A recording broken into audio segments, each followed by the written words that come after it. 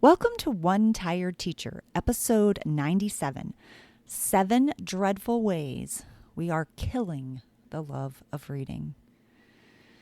If you look around in elementary schools, middle schools, high schools, how often are you seeing kids reading for pleasure? How often are you seeing kids jumping up and down for books? How often are you seeing kids excited about being asked to take out a book and read? I feel like this is happening, the love of reading is happening so much less in schools, and that kids are losing that enthusiasm for reading that used to be so vital in schools and vital in homes and families. And I feel like we have taken some major back steps. And I think that I've identified why some of that is happening. Had a really upsetting thing happened this week with some students, and I want to share about it. I want to talk about it. And if this sounds like ominous and difficult, then it is. It is a difficult conversation. It's a difficult thing to acknowledge and to understand and to realize that a huge part of the problem lies in some of the things that we're doing in schools. And so I think it's an important conversation to have. And next week, I'm hoping to talk about some of the things that we can do in order to regain, to bring back that love of reading. I hope you stick around.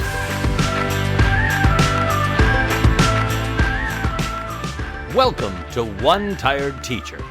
And even though she may need a nap, this teacher is ready to wake up and speak her truth about the trials and treasures of teaching. Here she is, wide awake. Wait, she's not asleep right now, is she? She is awake, right? Okay. From Trina Debery Teaching and Learning, your host, Trina Debery.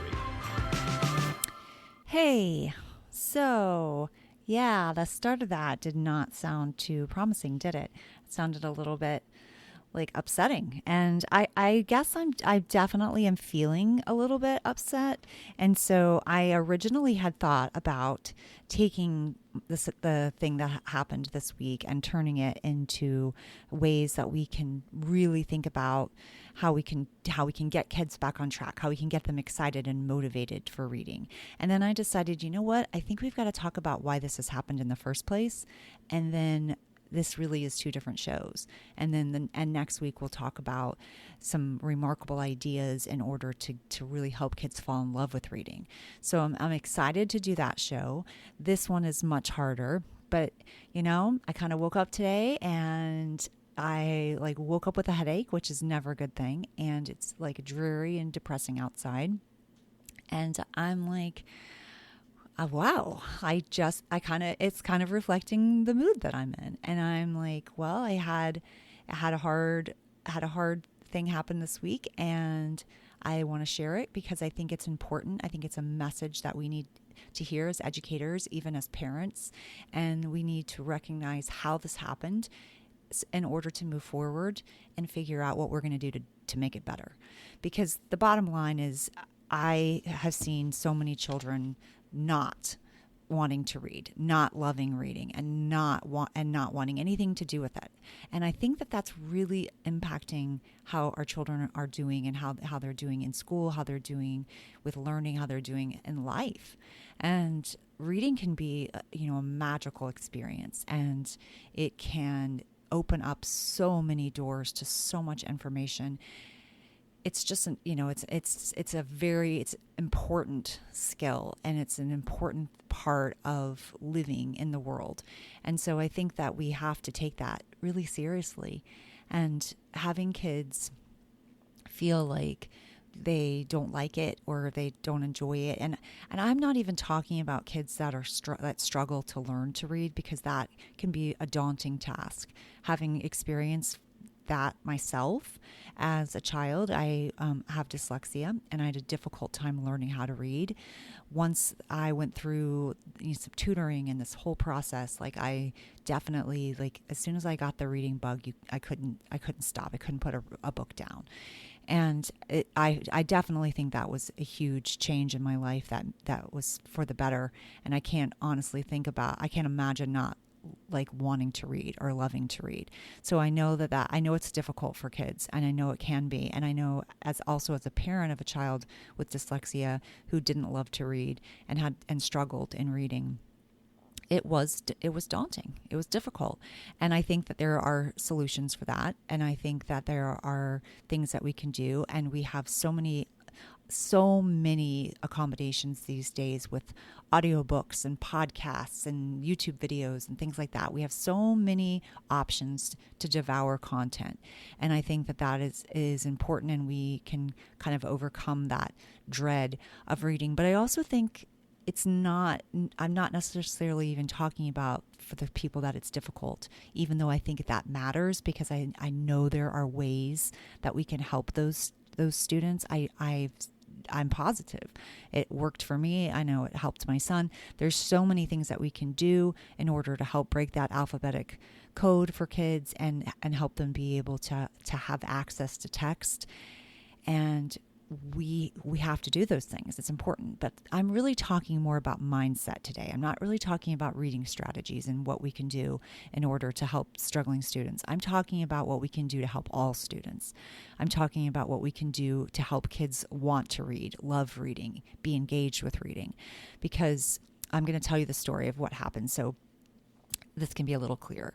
I've been in the media center as a media specialist for this school year.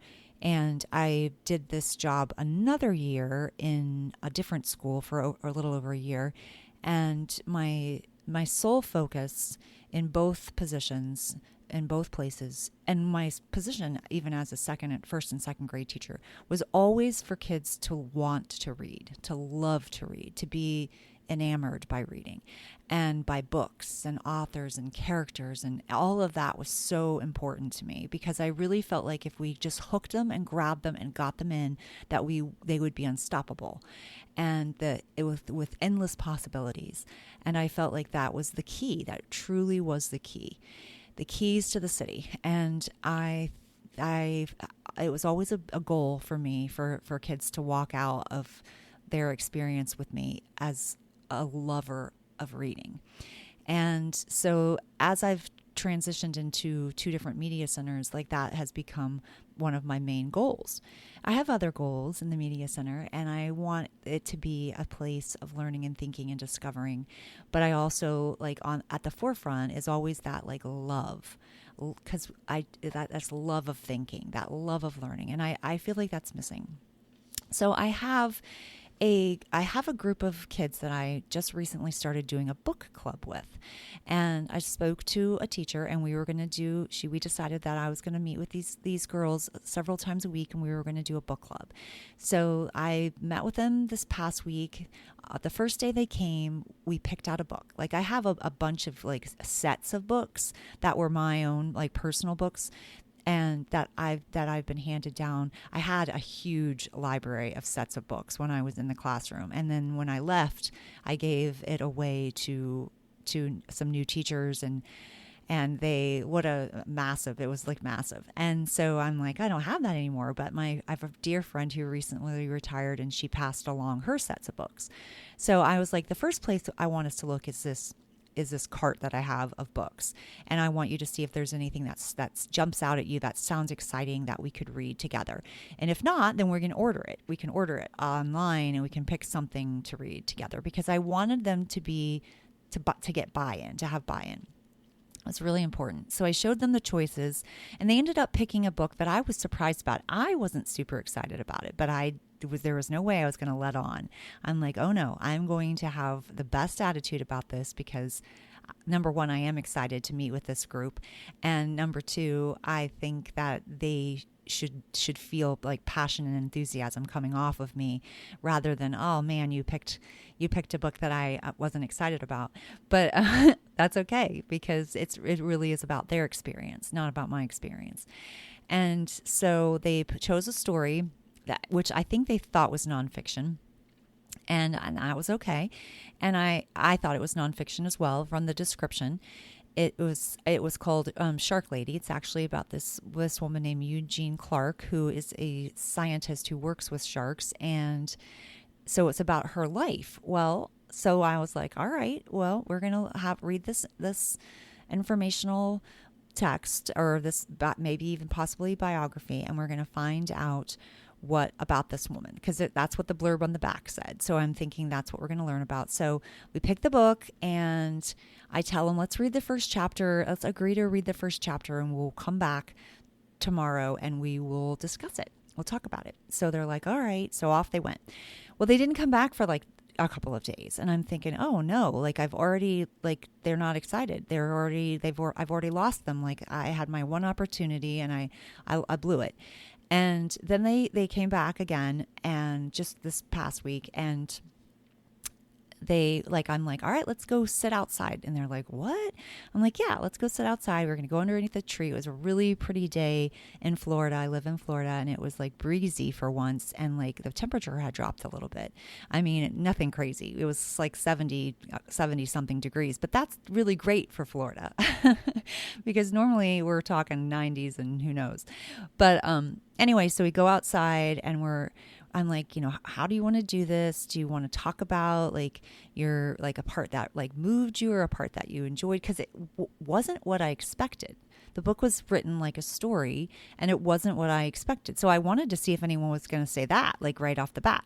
So they just sit there. They say nothing. And I'm like, okay, well, I'm going to have to do some modeling here.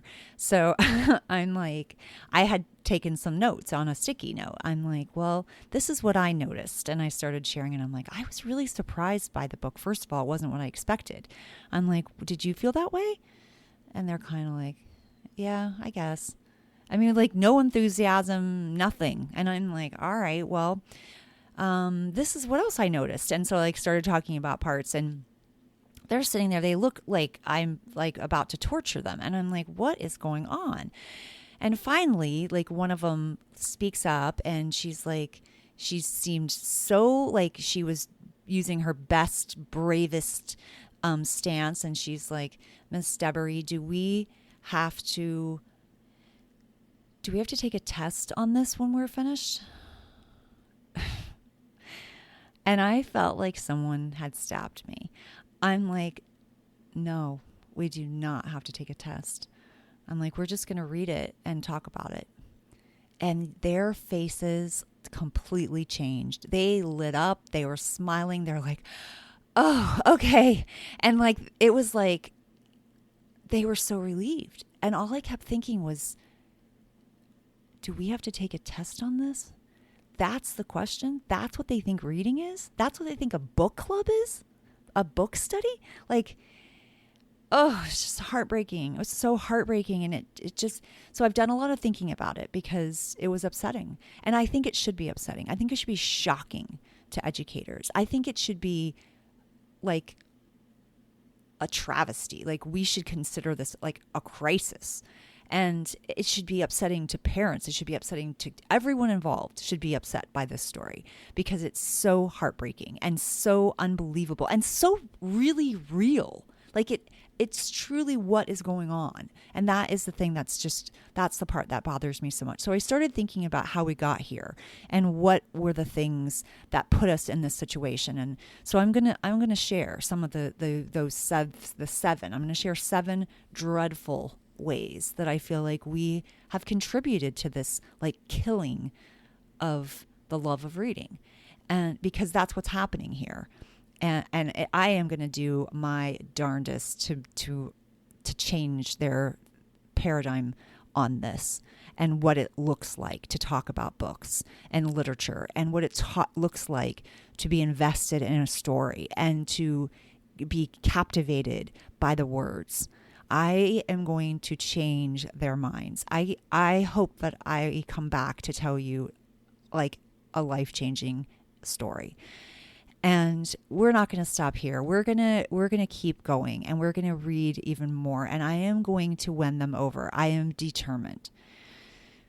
So here are some things I think that we need to think about as educators or even as parents. And I think we need to realize what we've done, what we've created, because we've done this. We've created this and these systems where we have tested everything to death. And that's the biggest problem I see, is that we're testing everything. So a child reads and we're testing them. We're asking them questions. We want to make sure that they comprehended. And we want to put them through these excruciating practices of reading passages and answering questions. And we've removed the illustrations, and we have made it on a computer, and it's difficult to go back and look at information.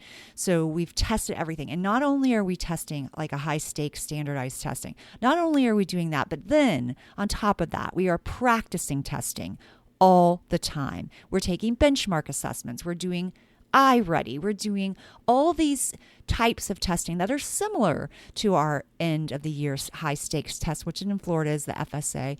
And we are putting them through all this practice so they can practice taking a test. So basically, at least several times a quarter, they are going through a practice FSA style of testing with proctors and everything. And that's literally killing the joy of reading.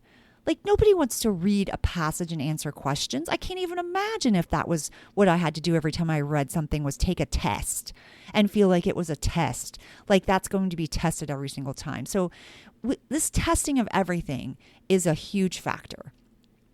Another thing that I feel like we are doing to destroy the love of reading is we're eliminating choice for students. We've gotten so like crazy almost on a leveling system and where a student is on a level.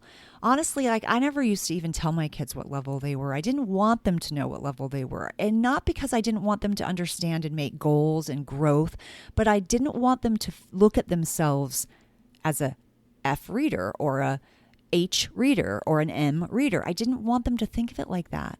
I wanted that was what I needed to use for instruction. That is not what they needed to know about themselves.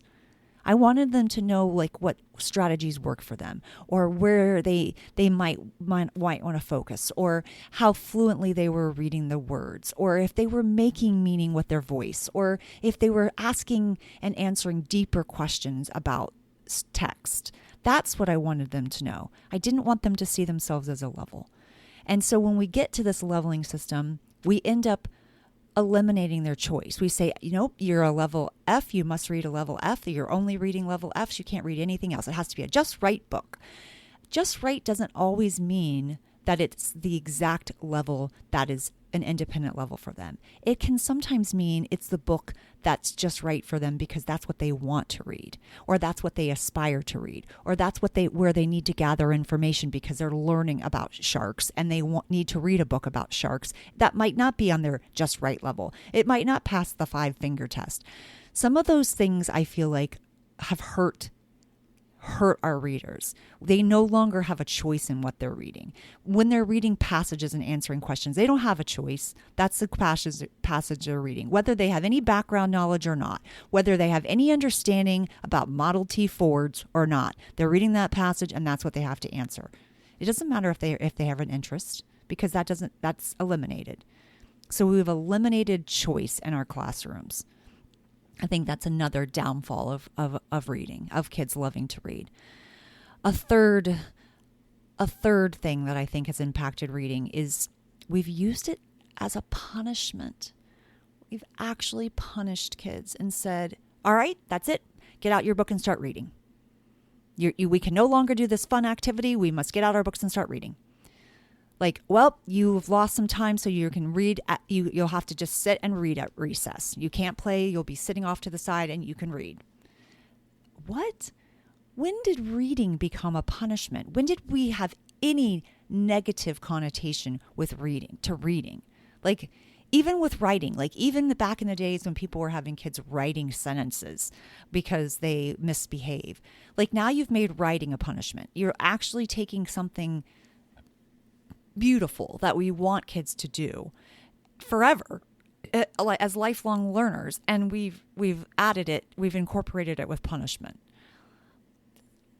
Of course they're not going to want to read. Of course they don't love reading. Did we expect anything else? Did we expect anything differently? So that's reason number 3. Or I should say dreadful reason number 3.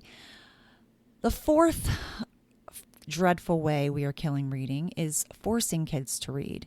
We are telling them that they must read for 20 minutes a day when they get home from a long day of school, or however long we want to make them read, and then they must keep a log of that reading.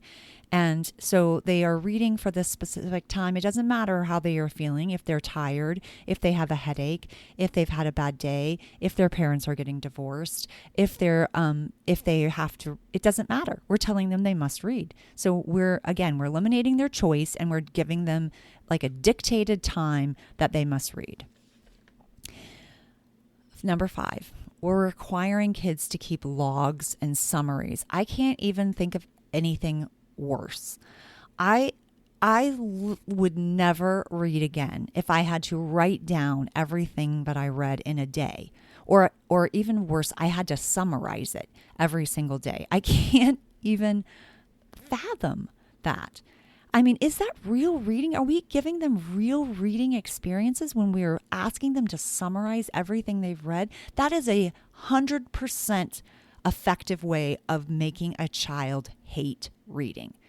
It's literally destroying their love of reading.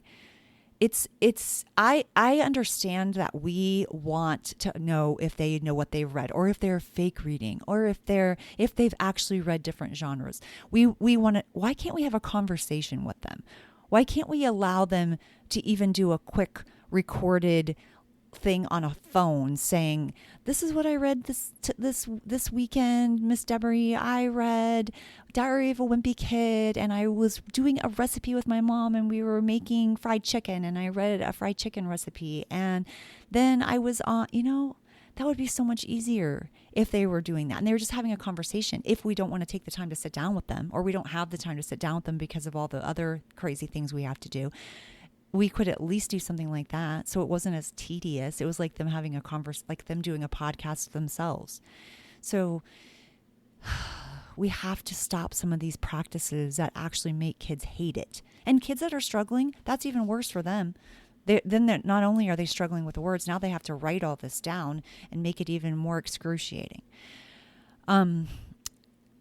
Reason number 6, we're using boring programs. When I just said that Model T Ford, not that couldn't be an interesting article for someone, but it was in a program that I'm thinking of, and it wasn't interesting. It was the way it was written was really poorly written. We have got some of these companies that I feel like have never actually been around kids that are creating text, and we're giving it to kids that has it's like very, I don't even know what else to say but boring. And it's just not written in an engaging way. And then we have these programs on the computer where they're reading these passages and answering these questions, and usually even that information is boring and not relevant and not exciting to read or discover. So that's another thing that I think that we're doing. And then the final thing, and I think there's probably so many more things that we're doing that is destroying their love, but this one is like heartbreaking to me, and that is eliminating libraries. We're eliminating, or we're not funding them. We're not helping teachers build up classroom libraries in their classroom, or we're having them take them out because we have to social distance. And how can you take out a library? How can you not fund a library in your classroom? How can kids not have lots of choices? I recently gave a cart of books to a teacher that was new to our school who didn't have a classroom library. And I'm like, a lot of them were my personal books again. And I'm like, they have to have some books. And then she brought the cart back and she's like, I'm building my own classroom library. Thanks. I don't need this anymore. And I thought, well, you can use it. Like, you can use it for the whole year if you want to. And she's like, no, it's okay. I'm good. And I thought, really?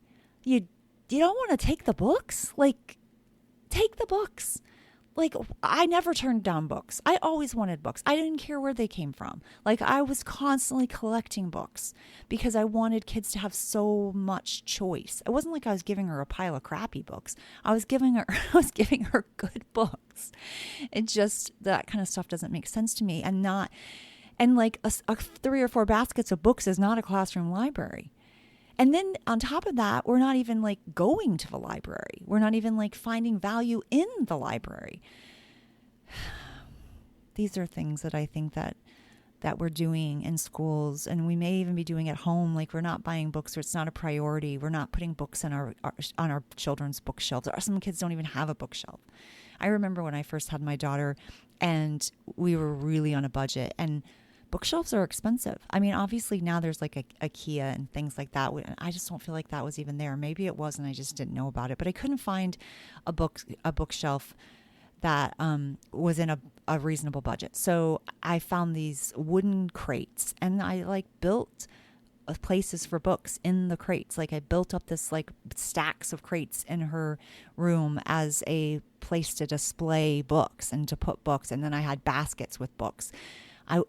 She already had a library in her bedroom before she was even born. And it's that important. It's so important. So those are some things to consider when you're looking around your classroom, or when you're thinking about the practices that you're doing at your school, and what's a priority and what matters. Because if we want kids to be engaged learners, and we want them to be lifelong learners, then we have to nurture and nourish that love, that deep love of reading. I hope that we think about this just a little harder. This one tired teacher is feeling like, I am tired, but I'm going to go back next week, and I am going to do whatever I can to spark, just a little spark of hope and enthusiasm for reading. Until next time, sweet dreams and sleep tight.